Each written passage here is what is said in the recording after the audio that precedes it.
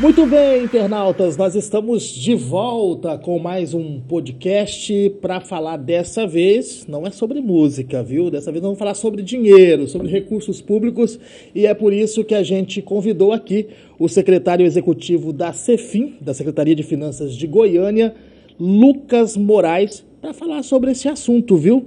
Ele é o responsável ali por ajudar a liderar e enfrentar os desafios no universo das finanças municipais e a gente quer saber como estão as contas da prefeitura nesse ano de 2023 e como deve ficar para o ano de 2024, secretário. Primeiramente, seja bem-vindo pela primeira vez aqui no G5 Entrevista.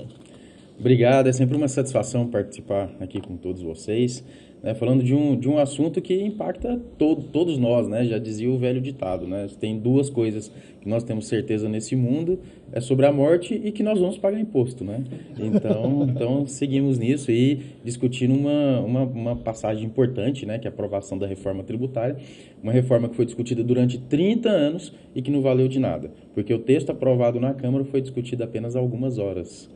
Tem muita gente que fala e isso é uma pura verdade. Será que eu estou vivendo ou pagando boleto, né? Essa é a grande verdade. Então nós vamos falar sobre isso, porque, querendo ou não, a prefeitura também tem muitos boletos para pagar. Não são poucos, né, secretário? Os desafios são grandes. E agora a gente, como o senhor começou a falar aí, a gente está iniciando uma briga, né, junto ao Congresso Nacional, lá em Brasília, em relação à reforma tributária. Os analistas, alguns especialistas, falam que a reforma tributária ela é boa para o Brasil, é uma reforma que vem sendo discutida há muitos anos, mas aqui em Goiás e em alguns outros estados do Centro-Oeste, a história é outra, porque nós vamos perder muito com essa reforma, secretário. Eu quero saber como que vai ficar a situação de Goiânia se esse texto passar no Senado do jeito que foi aprovado na Câmara e seguir para a sanção do presidente Lula. Eu gostaria que você explicasse um pouquinho para a gente sobre isso. Vamos lá, se tem um ponto que todos os segmentos concordam, né? Setor de indústria, comercial, prestação de serviço, todos os entes federativos, tanto a União, estados e municípios, se tem um ponto de concordância na reforma tributária, é que o sistema tributário atual ele precisa ser alterado. Isso não tem dúvidas, qualquer pessoa do Brasil tem esse entendimento. Várias legislações, né? Uma insegurança jurídica muito grande, um tempo no cumprimento de obrigações acessórias, né? Envio de declarações para a Receita Federal, para os estados, que gasta muito tempo e dinheiro das empresas, né, que prejudica o próprio ambiente de negócios. Agora vamos lá, a proposta de reforma tributária que está em discussão, ela traz alguns problemas gravíssimos, né? O que faz com que essa reforma, já adianto, na minha opinião, seja um desastre, literalmente. Primeiro ponto, ela tira a competência dos estados e tira a competência dos municípios. Eu sempre uso uma frase, né, em sala de aula que eu tomo a liberdade de repetir aqui, né? Imagina aquele adolescente que ele recebe mesada dos pais, uma mesada gorda, né? Ele tem autonomia financeira? Não, porque ele depende dessa mesada.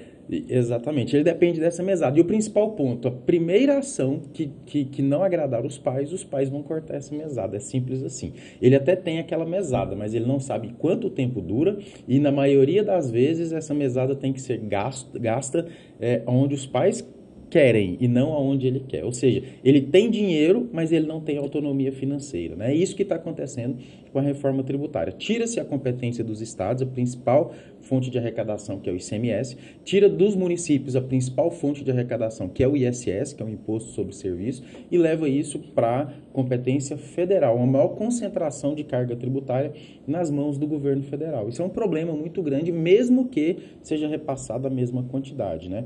Gosto de mencionar alguns exemplos, né? O direito tributário, ele não é só arrecadar tributo, ele é muito mais do que isso. Direito tributário não é colocar dinheiro em caixa. Se faz políticas públicas, gera renda, gera emprego, a partir da forma com que eu faço essa cobrança. E aí eu posso mencionar aqui no nosso estado de Goiás, o próprio DAIA, em Anápolis, eu posso mencionar o Polo de Aparecida de Goiânia.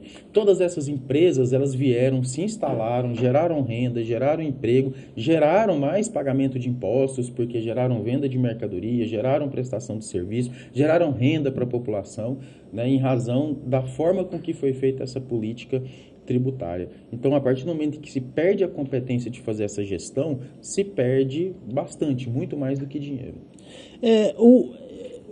Todo mundo aqui no estado de Goiás e na região centro-oeste fala que é uma reforma prejudicial para o Brasil. Mas por que isso na Câmara não colou? Por que houve uma movimentação muito forte de alguns governadores, como o governador Ronaldo Caiado, o governador de Mato Grosso, Mauro Mendes, tinha o Tarcísio, que também estava ali concordando com o governador, de repente ele teve uma reunião com o Haddad e mudou totalmente o seu posicionamento, inclusive orientando o seu partido, que é uma das maiores bancadas da Câmara, a votar a favor dessa reforma tributária. Por que para o Centro-Oeste, para alguns governadores, é tão prejudicial? Por exemplo, para São Paulo, que é uma potência da América Latina, não é prejudicial, pelo menos é o que entende o governador. Vamos lá, né? De um ponto de vista técnico, é prejudicial para todos os estados do Brasil. Mas nós sabemos que uma discussão de reforma tributária, uma mudança em legislação, ela não considera apenas o critério técnico. Tem muito do critério político que está envolvido nisso, né? Então, eu acredito que a reforma tributária, do jeito que está, o fator político ele pesou mais do que o critério técnico. E a nossa aposta é que no Senado isso se inverta. Que seja, sim, mantida uma discussão política, é necessário, mas que também seja jogada luz sobre todos os critérios técnicos, né? E um fato importante, a reforma tributária que foi aprovada pela Câmara e agora está em discussão no Senado, ela não traz nem mesmo a alíquota de um possível IBS, que é o Imposto sobre Bens e Serviços, que substitui o ICMS e o ISS. Ou seja, como discutir se isso é bom ou é ruim, qual o impacto para cada um dos estados, se eu não tenho nem a alíquota?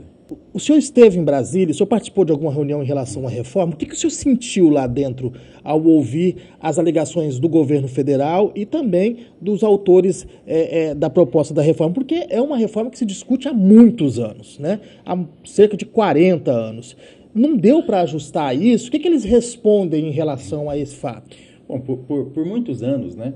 Primeiro, respondendo a sua pergunta, eu tive sim oportunidade, né? Inclusive participo da Abrasf, que é a Associação Brasileira das Secretarias de Finanças das Capitais, a própria Frente Nacional dos Prefeitos, de emitir um comunicado contra a reforma, a Abrasf, né, que representa todas as capitais do Brasil, já emitiu um comunicado, né? O próprio Conselho de Secretários de Fazenda dos estados já emitiu um comunicado se posicionando contra a reforma tributária, os representantes dos auditores fiscais, tanto federal, estadual e municipal, que é quem trabalha diretamente com essa arrecadação, já se posicionaram contra essa reforma tributária, né? E o governo federal, o slogan de venda do governo federal é: precisamos simplificar o sistema tributário. E ninguém tem dúvidas disso. Ninguém discorda disso, inclusive isso é a luta, né? Essa é a luta. Nós, de fato, precisamos simplificar o sistema tributário. A grande discussão é: isso tem que ser feito a qualquer forma e a qualquer custo? Eu tenho certeza que não. Inclusive, muitos setores da economia, eles entenderam a reforma tributária, o que estava sendo discutido, agora na discussão na Câmara, né? Então, a reforma tributária que se estendeu por muito tempo, então a população acostumou, estou discutindo reforma tributária. Toda eleição a gente escuta isso, né? Mas isso não vai virar nada. Então, a OAB não foi ouvida, o CRC, que são os contadores, que é quem participa do cumprimento dessas obrigações tributárias, que de certa forma representa os contribuintes e que de fato entende como isso é feito, eles não participaram da discussão da reforma tributária. Então, foi uma reforma discutida por muito tempo, tivemos aí a PEC 45 e a PEC 110, mas o texto final ele foi alterado ali nas últimas horas, em uma convocação, em um período quase que de recesso, né? Então, entendo que precisamos mudar o sistema tributário, mas precisamos ouvir os demais setores, precisamos ouvir o setor industrial, precisamos ouvir o setor de serviços, que só depois que foi aprovado na Câmara que entendeu que a reforma tributária vai gerar um aumento em torno de 30% a 35% da sua carga tributária, que é o maior prejudicado. Então, devemos jogar transparência, devemos jogar luz e trazer todo mundo para o debate. Isso sim é uma reforma democrática. Além da perda de autonomia, qual que é a maior preocupação, por exemplo, da Prefeitura de Goiânia com a reforma hoje, além dessa questão da autonomia financeira? Bom, o principal ponto é a perda da autonomia, né? O que já foi falado, ele perde a capacidade de fazer política tributária, política pública com a forma de se arrecadar. Ou seja, vai ter que pedir sempre bênção para o governo federal. Para o governo federal. É a volta da política do Pires na mão, né? Ou seja, se eu tô comportando bonitinho, né? Enquanto Estado, o governo federal está ali fazendo seus repasses. A partir do momento em que eu tenho um posicionamento político contrário, o governo federal pode cortar os recursos. Então, essa perda é muito importante e é o que está escrito em todas as cartas de defesa, aliás, contra a reforma tributária. Mas um outro ponto é que, embora o governo federal diga sobre o repasse, sobre manutenção da arrecadação de estados e municípios, isso é só uma promessa. Então, é dado um cheque em branco para o governo federal cobrar o que ele quiser, para o governo federal repassar o que ele quiser.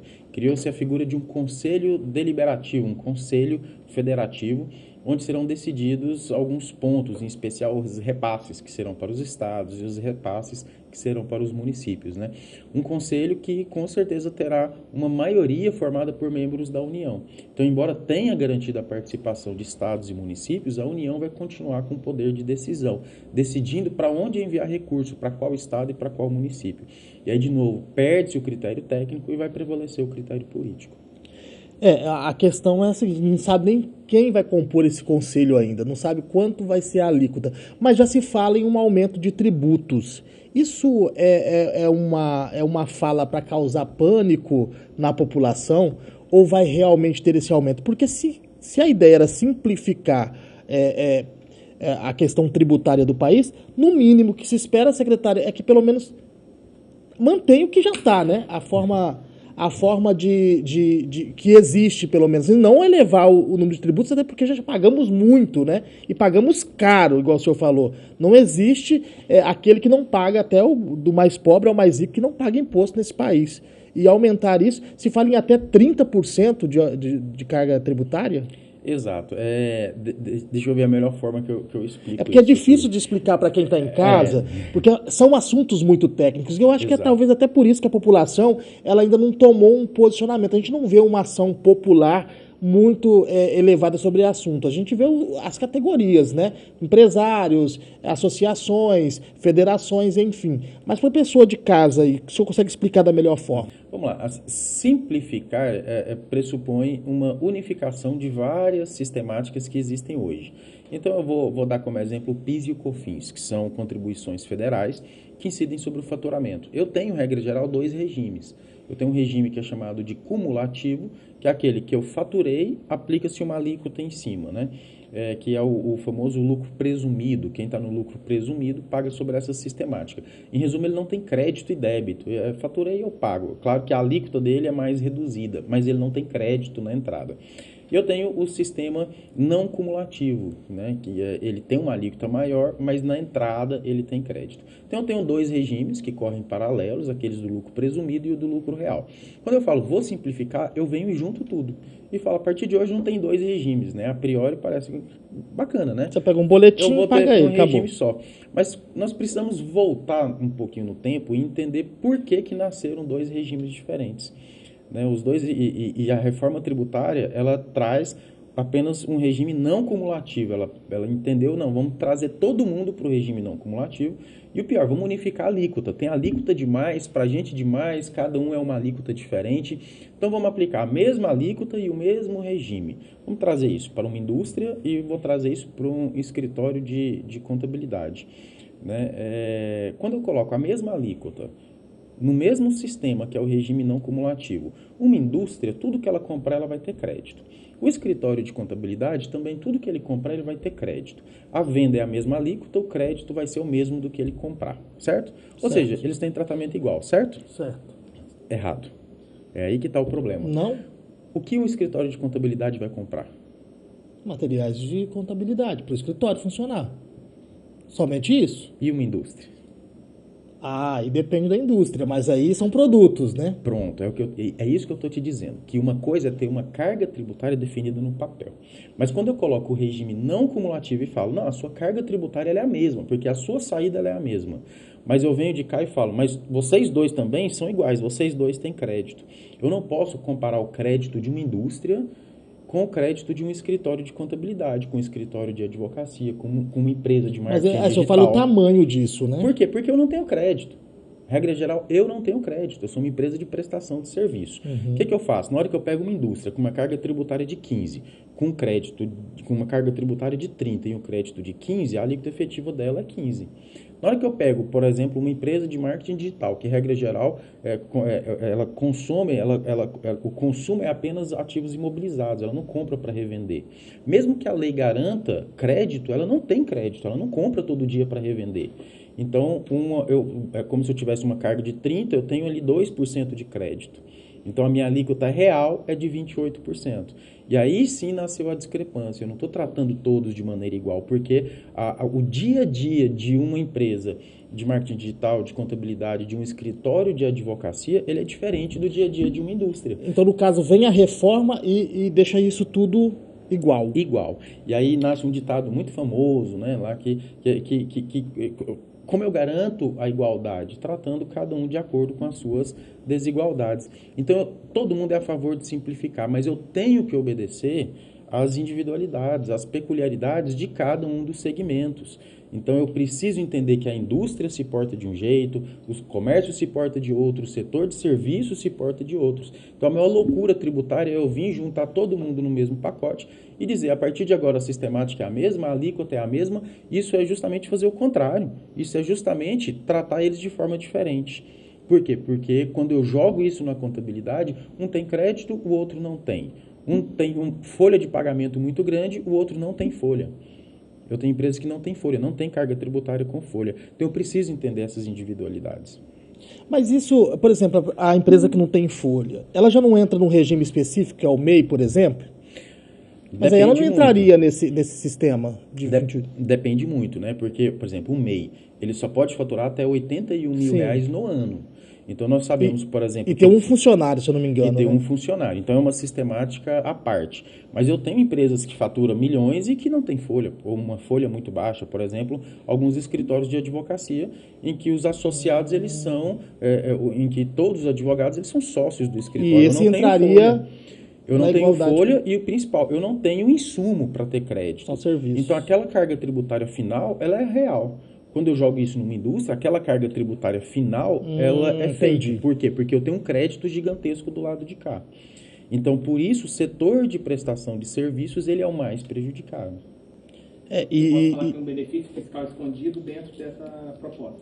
Ele não seria um benefício fiscal, né? Seria o regime da não cumulatividade. Aí eu tenho uma indústria que vai ter ganho, o setor industrial ele vai ter ganho, sim, com a reforma tributária. Por isso que estão quietinhos, inclusive. Exatamente. Eles vão ter ganho, por quê? Porque eles é quem tem crédito. Só que no caso de Goiás 80% é serviços, né? Sim, bastante serviço, né? E aí que nasce o problema. Quando eu venho, coloco a mesma carga tributária de serviço, a mesma carga tributária de indústria e de comércio, onde ambos têm um crédito gigantesco, e coloca a mesma carga tributária para o setor de serviço. E lembrando, a reforma tributária, o texto da reforma tributária garante crédito na aquisição de insumos para todo mundo. Mas na prática, no dia a dia, qual é o insumo que um setor de prestação de serviço tem? Ele é nulo ou muito baixo, muito ínfimo. E aí gera essa distorção. Mas aí, secretário, tem um outro ponto, aí só me corrija, porque eu também não sou especialista em finanças, muito menos em reforma tributária. Mas uma das alegações, por exemplo, na questão da indústria, é que a cobrança do imposto vai ser feita na saída agora, né? Na venda, né? No ato da venda. Isso não diminui a cobrança de imposto, porque hoje você, por exemplo, cada estado tem sua alíquota, um é 30, outro é 25, outro é 17, outro... Isso não diminuiria tendo um imposto único para os estados e feita somente uma cobrança? Porque hoje, por exemplo, se você compra a peça, você paga imposto em cima da peça. Aí depois você compra o carro, você paga imposto em cima do carro, da peça, enfim, do transporte e tudo. Não reduziria isso? De fato, como dizer, o famoso manicômio tributário, né? Então, é uma loucura para entender. É uma loucura, né? Então, e insegurança jurídica também, né? Às vezes um enquadramento, a Receita Federal vem e dá um outro enquadramento diferente. A empresa que ela não quer sonegar, ela quer pagar certo, mas ela não quer pagar mais. Ainda assim, ela está submetida a um grande risco fiscal, né? Mas eu vou falar o que o Lucas defende. O Lucas defende reformas segregadas. Então, eu entendo que tem que ter uma reforma para os tributos federais, né, uma reforma para PIS e COFINS muito pontual, que não envolva tributos estaduais e tributos municipais. Nós precisamos ter uma reforma dos tributos estaduais, principalmente do ICMS, né? Eu gosto de falar para os meus alunos, né? No Brasil não existe ICMS, existem 27 ICMS. Cada estado tem o seu, cada estado tem as suas obrigações acessórias, é uma sistemática que deixa, de novo, eu não estou falando em sonegação, estou falando do contribuinte que ele quer pagar, mas não quer pagar a mais. Deixa ele confuso e inseguro. Né? Isso é uma perda de eficiência no ambiente de negócios muito grande. O investidor de fora ele não quer vir para o Brasil em razão do sistema tributário. E precisamos de uma reforma dos tributos municipais, principalmente uma unificação de legislação, porque aí a loucura é maior ainda, né? Temos aí quase 5.000, em torno de 5.500 municípios, olha isso. Cada um definindo as suas alíquotas, cada um com uma obrigação acessória diferente. Então, no meu ponto de vista, e correndo no Brasil, falando de direito tributário também, de norte a sul, o que deve ser discutido em reforma tributária é isso. Garante as autonomias dos estados, garante a autonomia dos municípios, simplifica, olha só, então uma empresa que está no Brasil todo, ao invés de cumprir 27 ICMS, 27 obrigações, ele cumpre uma. Isso já é uma redução muito grande. Simplifica os tributos federais, consolida o que já é federal, sem mexer em autonomia, e aí sim a gente vai ter uma reforma tributária eficiente. E redução de imposto. E redução de imposto. Né, uma distribuição igualitária da carga tributária. E aí, se me permita, né, eu vou fazer uma outra crítica ao sistema atual para a gente entender onde a reforma tributária que está em discussão, ela não ataca o principal problema da sistemática tributária no Brasil. Né? Nós temos uma carga tributária muito excessiva em cima de consumo. Sim. Isso significa que no Brasil o sistema tributário ele é regressivo, um termo técnico, mas só para vocês entenderem, né? Quando eu tributo o consumo, eu tiro o dinheiro de quem tem pouco e levo para quem tem mais. Em resumo, olha o poder da cobrança do imposto, que é muito mais do que arrecadar. A forma com que eu estou cobrando isso, eu estou cumprindo a risca aquela musiquinha, né? O rico cada vez mais rico, o pobre cada vez mais pobre. E quais os tributos que cobra do rico e leva para o pobre? São os impostos patrimoniais, principalmente, né? Onde eu tenho as menores cargas tributárias do mundo. Então, é muito, muito fácil você enxergar essa regressividade. Você tem, por exemplo, um ICMS, que é sobre o consumo, que a alíquota chega a 29%, e eu tenho um IPTU, que dá muito barulho, mas com uma alíquota que é de 0,5%, que é de 1%, né? Ou seja, você não enxerga os 29% que está embutido numa compra, no supermercado, no seu dia a dia, mas você dá o grito de um tributo que é de 0,5% que vem uma vez por ano. Né? E só lembrando, esse tributo é o justo, quem não tem carro não paga, quem tem 10 carros paga 10 vezes mais do que quem tem um carro.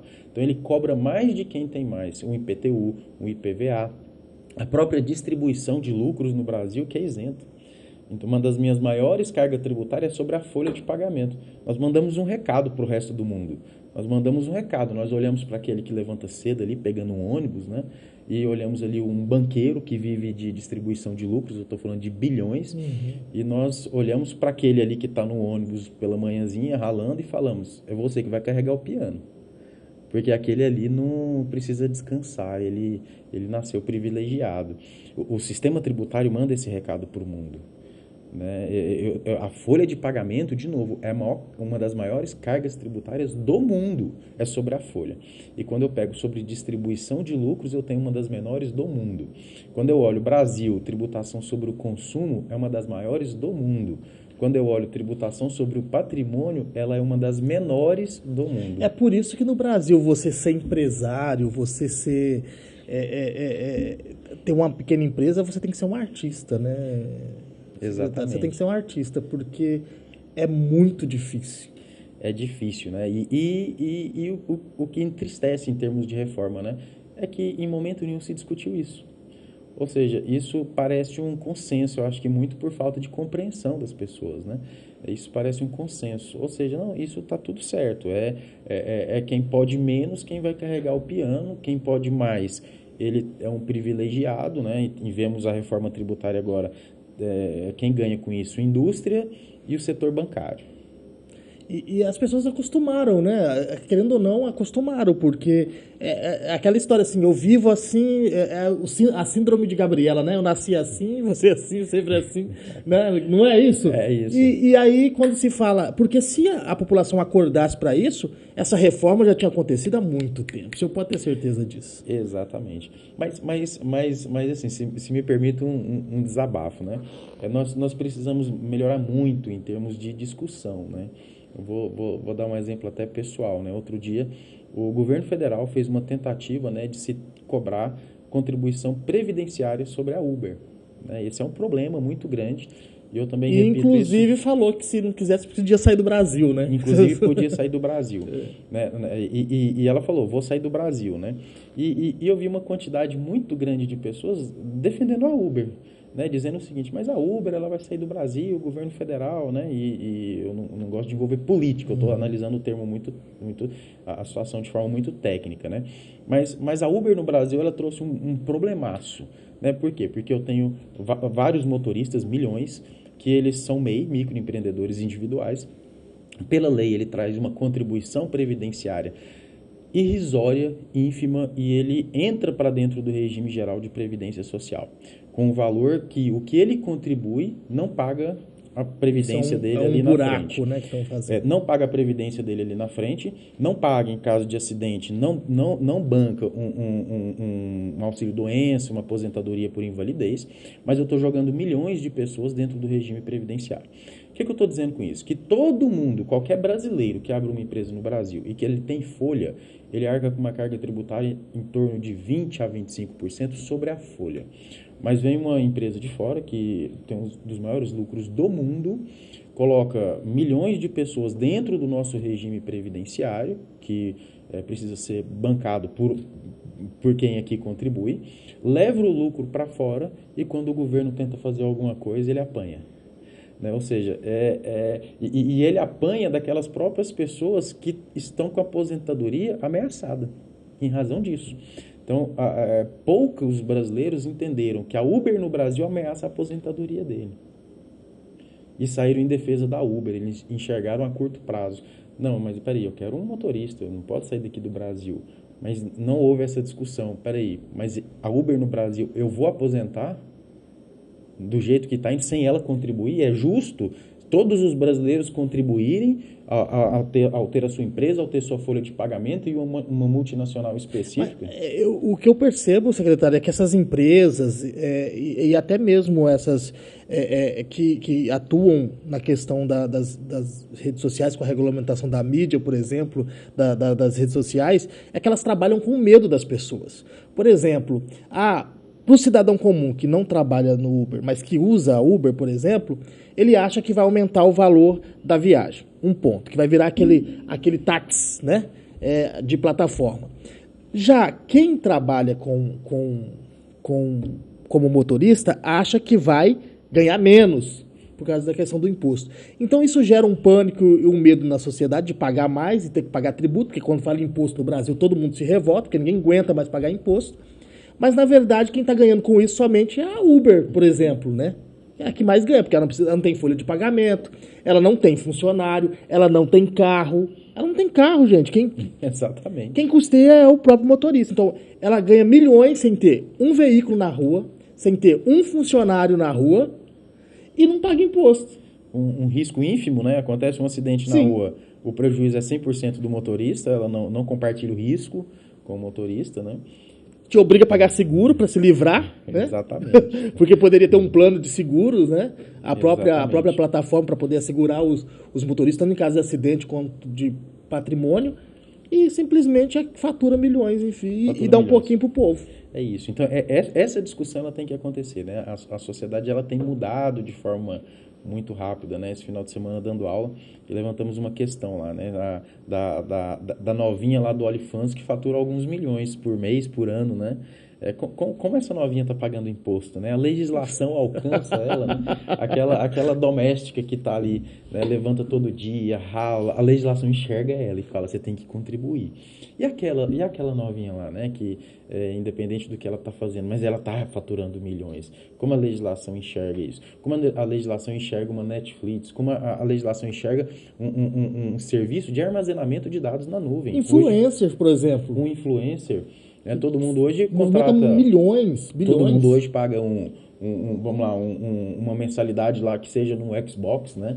Compra um Xbox ou paga ele uma mensalidade. Isso está sendo tributado no Brasil? Acredito que não.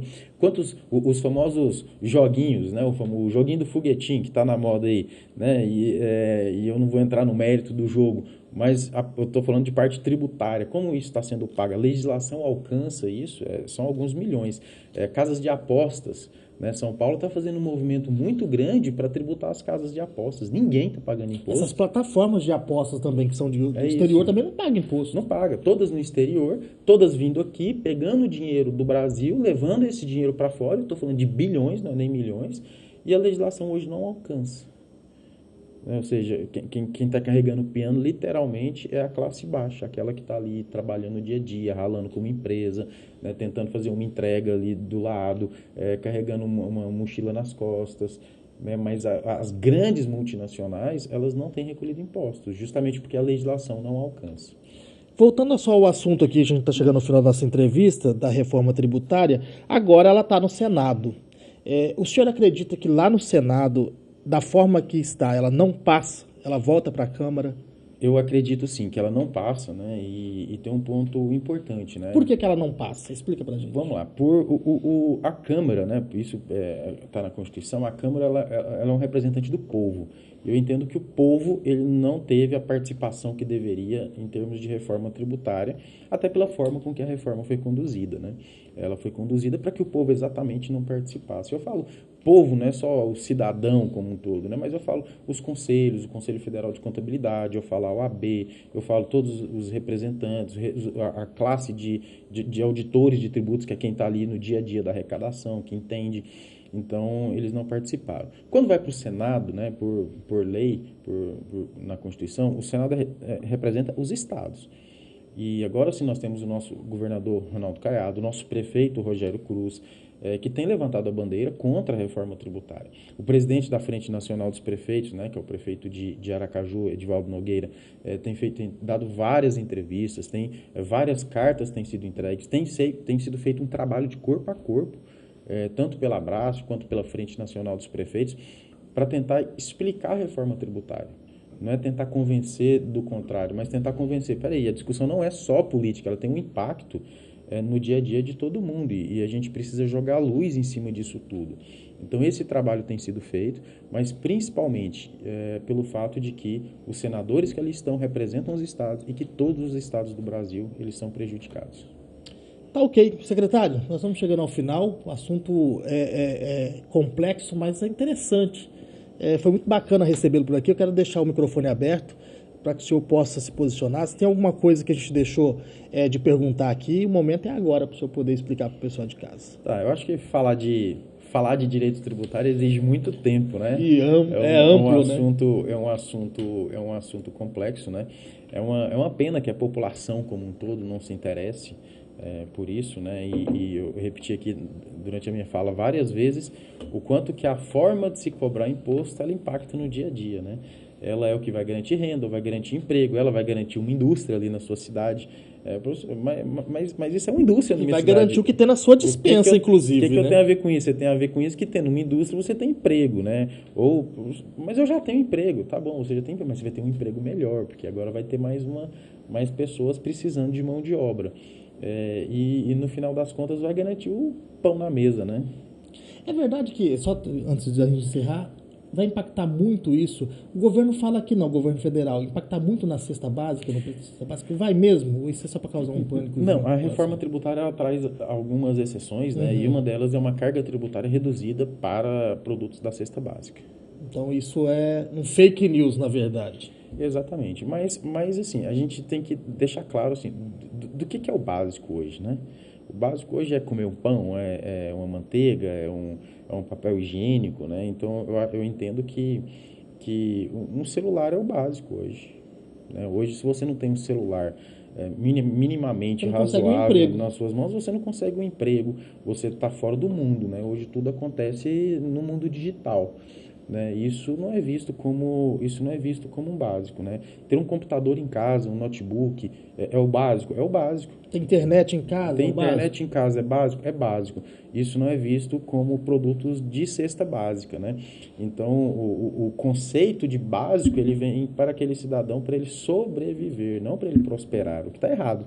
O governo tem que pensar em um cidadão que prospera e não em um cidadão que sobrevive apenas, né? Então, tem o benefício na reforma, mas, na minha opinião, muito distorcido.